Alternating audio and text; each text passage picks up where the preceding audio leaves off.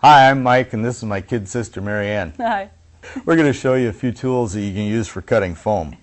Now, you've picked something up at a garage sale here. It looks like some kind of turkey attacker. No, everyone has an electric knife. Come on. And an electric knife for this particular application is a great tool. It is, actually. It's probably one of the least expensive tools you're going to find. Plus, if you don't have one, you can go to a garage sale. You can pick one up fairly inexpensively. And it's a great foam cutter, and you don't have to use it. Is this part of your tool triangle? Yes, it is. Okay, so this is our cheapest right here. Yep, our cheapest tool, and you know, maybe it's not going to be as fast as Michael's professional ones, but it's going to be pretty good.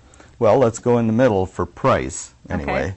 Okay. This is a saber saw, and you know, they'll start from $35 on up.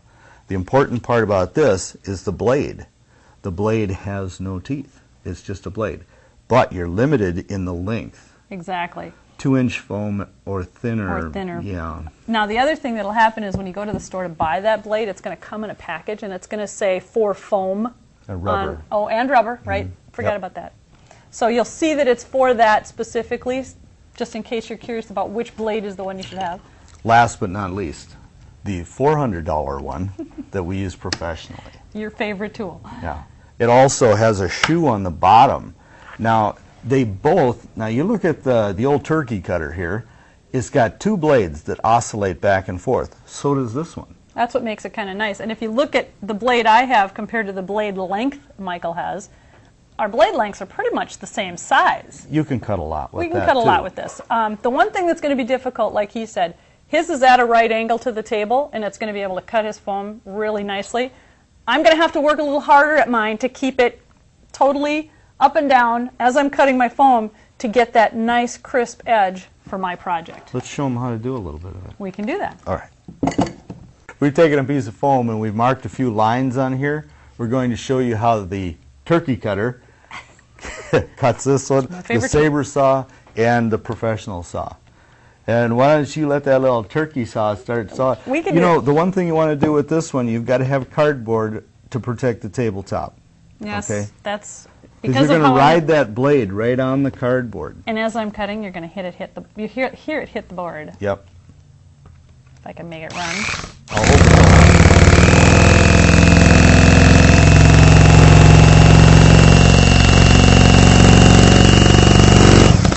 It's perfect.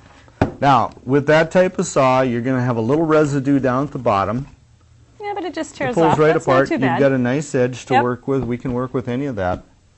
Really works pretty nice. And not as easy because obviously this has no switch to turn on. So you may have to have someone help you with that. Yep. Hold on to your foam while you're doing it. Oh. Also, the next one, the saber saw, we actually have to have something to raise the foam up because that blade's going to go maybe through the foam. So we want to make sure we don't hit anything. The table. Okay. I'll hold this side.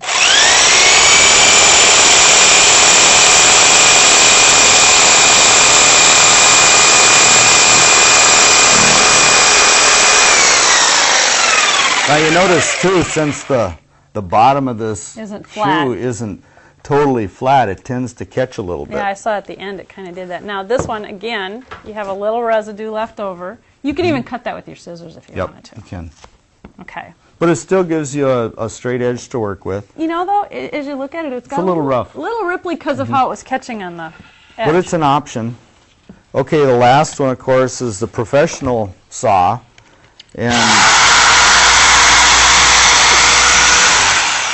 now, the one thing, though, that's pretty fast. My high-tech was almost matched by your turkey cutter. You know, when you look at, especially the top edges now, obviously it's all the way through. Yours is cleaner, but it's not bad. No, mine didn't do a bad job. And if I'm putting this down on the bottom of my project and I'm pushing it down to staple it in place, you're not going to see that edge. The one thing that I think you'll see, though, is with the cutter like this one, when you get into your thicker foams, it's going to be harder to use.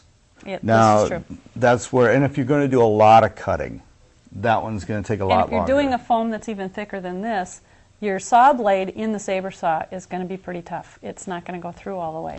So we have our least expensive, because you probably don't even have to buy one. You have one at home. You've got your middle of the road. Yep. Buying the blade, and if you need the saw, maybe you already have the saw and all you need to buy is the blade. Exactly. That's why we had it. But if you're doing a lot of foam cutting, and you saw how fast it was that Mike just zipped right through it, you're going to buy the We'll Pro. go high tech.